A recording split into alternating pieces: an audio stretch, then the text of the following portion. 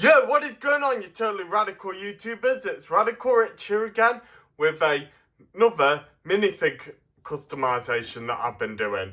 Now, this time I've decided to show off the Spider-Man villains that I've been customizing and compare them to some of the minifigs that have appeared in some sets as well. So anyway, let's get on with the review and I'll show you all these customizations I've done of the Spider-Man villains. So first off, here's the Green Goblin. Excuse me, sorry, I've got a bit of a bad throat. And what I did was I used a minifig head from a common goblin that once came in a minifig series from Lego, and also used his hat as well, and also painted his body and torso, and also gave him Indiana Jones's man purse for his pumpkin bombs.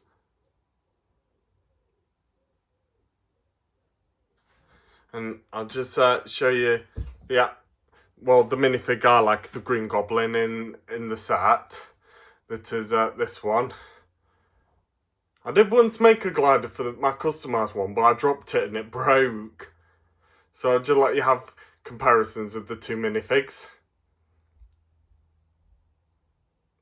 Right, now we'll move on to the next one. Now here is the Rhino. Now I like to say my mum used some sort of clay formation to cover the whole head part of the Rhino to make his horn as well, and I've also painted his face as well. Sorry, it's not a good face, but I did do my best. But I was only like 16 or 17 back then when I made this. And here's one that the Rhino minifig that I've got from a Comic-Con. In fact, this one looks like Alex O'Hearn, but this one looks more like the new Rhino that Alex O'Hearn had to battle because how he killed his girlfriend.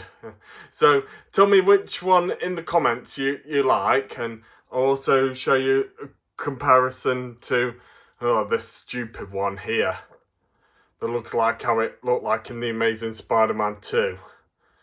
Lame. Just tell me which one of these you think is the best. So now we'll move on to the next one. Next, we move on to the Scorpion. I have to say, how I made this one, I painted this whole body green and put like the neck piece on the back to make his tail part. And I've also put a motorbike helmet on his head to make the final piece of him. I tried to make his tail, very mechanical, like Doc Ock's mechanical arms. And I'll just show you the one that came in a set as well, so you can see the comparisons. And just tell me which one in the comments you like more, okay? Now tell me, when you comment, tell me which ones you like, either the ones in the set or the ones I customise. I don't mind, because I am a gentleman. So now we'll move on to the next minifig. Now here we move on to the Kingpin. Now I like to say, when I saw some customizations for Kingpin, I saw they use like big figures like Hulk and Rhino, but I thought it was too big for Kingpin, and when I saw them use small scales of minifigs for Kingpin, it just looked too small for him, and I had about a good idea. I thought of using Hagrid's body, because I think Hagrid would have been about the same size as the Kingpin. So I used Hagrid's body and painted it into Kingpin's suit and found out a decent head for the Kingpin.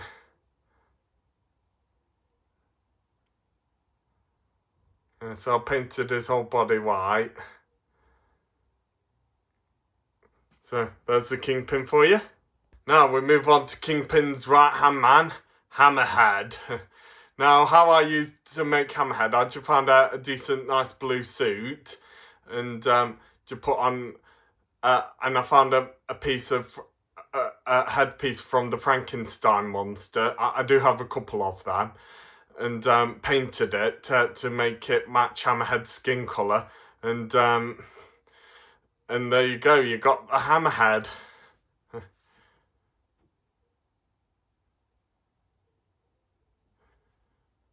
Now for the Master of Disguises, the Chameleon.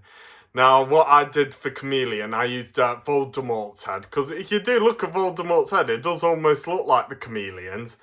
And I made to put a random headpiece on his hand and a Spider-Man mask on him as well. So, you know, it can show like he's about ready to do his Master of Disguise. So yeah, there's the Chameleon. Now here's my customization minifig of Shocker. Yeah, sorry it's a bit funny because I think it needs a bit of a repaint. Yeah, I think I might give it a bit of a repaint soon.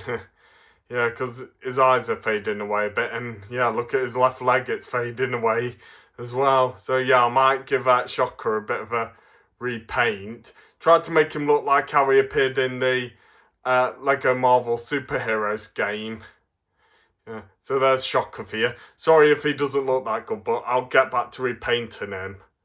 And here is Tombstone. Nothing much. I used Darth Vader's head to make his headpiece, and used grey hair and grey hands to make him. And I'd always liked Tombstone more in his business suit more.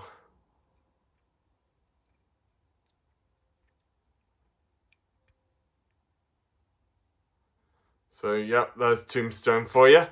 The big man of crime. Now, here is the Prowler. Sorry, I'm not happy with the way how I made his headpiece. I thought I did him right, but nah, I didn't really do his face print good. I think I might give him another repaint. You know, I'm sorry if Prowler doesn't look that good.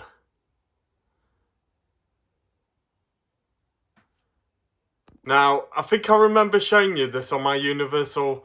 No, wait, it weren't my Universal Horror customization minifigs. It was on the set where you get Morbius in it. And yeah, here's my customization minifig of Morbius. I used Dracula's headpiece for it. And painted his hair blue. Oh, sorry if I made a bit of a bad part by missing some spots. But yeah, but I displayed the Morbius in the Lego set now. So yeah, here's Morbius. Now we move on to Silver Sable, and yeah, I like to say I did try my best with Silver Sable, and yeah, sorry, I think I need to draw the details on her suit a bit more better now. Yeah, so here's Silver Sable for you. I'll just move her gun a bit so you can see her better. Yeah, there's Silver Sable. Yeah, I think I need to draw her line in a bit better. Yeah, so there's Silver Sable. Behold, I am Mysterio. So yeah, here's my customized minifig of Mysterio. Yeah, it looks a bit weird how you can see straight through his head. And yeah, so I decided to retire this one and just use the Mysterio minifig in a set, because I think, well, I do have a Mysterio minifig from a set, but I have to go into my loft at the moment, but I can't be bothered at the moment because it's so blooming hot. And so I'll just show you the one I customised here. Yeah, it's not that good, I don't think. Alright, so we'll now move on to the next one. So, yeah, here is Green Goblin 2. I know I did try to make how he appeared in Spider-Man 3, and I know it wasn't that much of a good suit, but I just felt like having a bit of a go at trying to make his version. And I know in the movie he was called New Goblin, but I prefer him being called Green Goblin 2, because that's what he was sort of called in the comics. And I know in the comics his Green Goblin outfit was the same as his dad's, but I just wanted to try and do something a bit more different. So yeah, here's Green Goblin 2. Now we'll move on to the next minifig. Here we have the cowboy villain of Spider-Man's Rogues. Montana.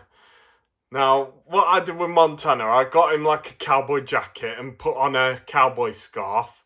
And he always did wear a white hat in the comics. And I gave him an Indiana Jones whiplash.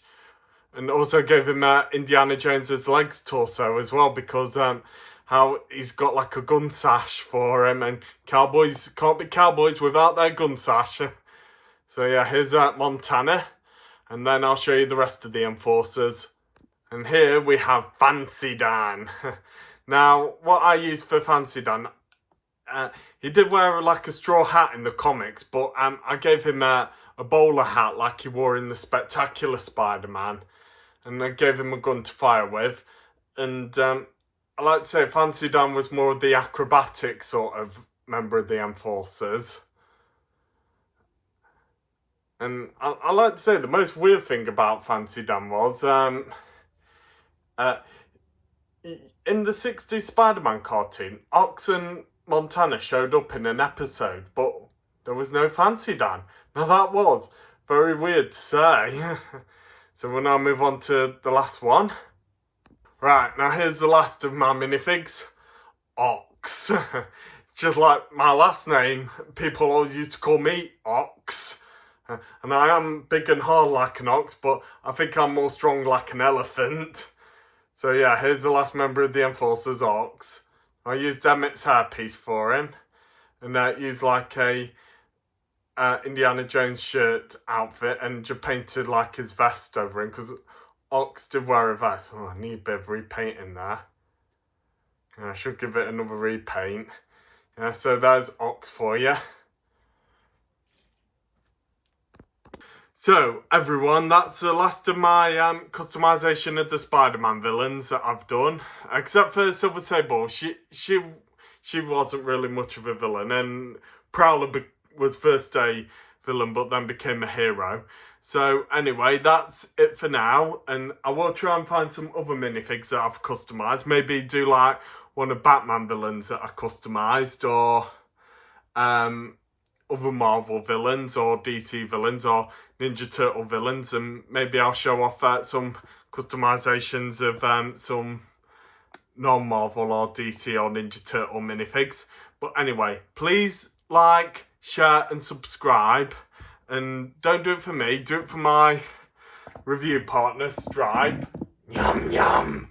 Sorry, Stripe doesn't want to talk at the moment because he's just very hot and bothered, aren't you, buddy? Yum yum. Yeah, but don't worry, it'll be fine, won't you, Stripe? Yum yum. And also do it for Trav, who's down here. Trav. Yeah, he's a bit hot and bothered too. And also do it for Luna as well, who's over there. Iris is in here too, but she's nowhere to be seen. So, yep, this is Radical Rich, signing off.